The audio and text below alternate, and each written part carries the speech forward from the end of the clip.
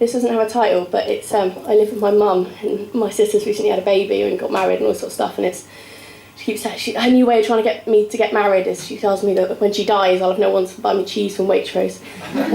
So this is kind of mother sort of trying to marry me off.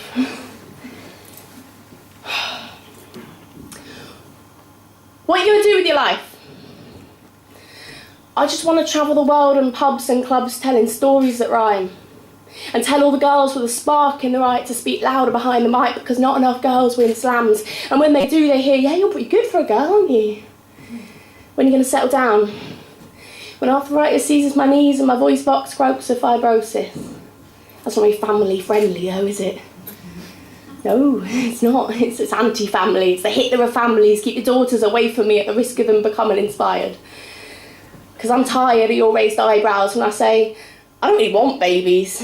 And when asked to explain, I say, I don't know, because I like cider wine, cigarette spliffs and sleeping around. And you're embarrassed to apply as well. I guess it's just a lifestyle choice. Yes, it is, but that doesn't make my lifestyle any lesser than yours, because in 100 years' time, your children's children will trace your name up a computer-generated line and there will be a blank space below mine.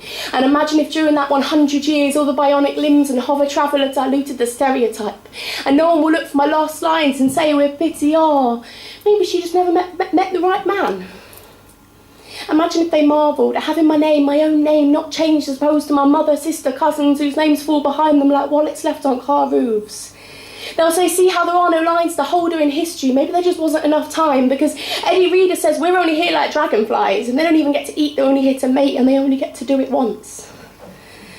And I'm tired of this government made up of white men in suits using the voice of a woman as a mouthpiece to tell me that I have to be blackmailed and emotionally beaten before I can even think about terminating an unwanted pregnancy. Dave, when was the last time you hauled your hungover head from your bed and walked to Boots to be questioned about your relationship status before having the pleasure of paying £25 the morning after pill? And I get tired of the people trying to sell me stuff. In between the soap operas and talent contests, maybe I would go shopping more if supermarkets showed me the woman at work and in the pub with her 9-to-5 mates while her husband's at home peeling carrots.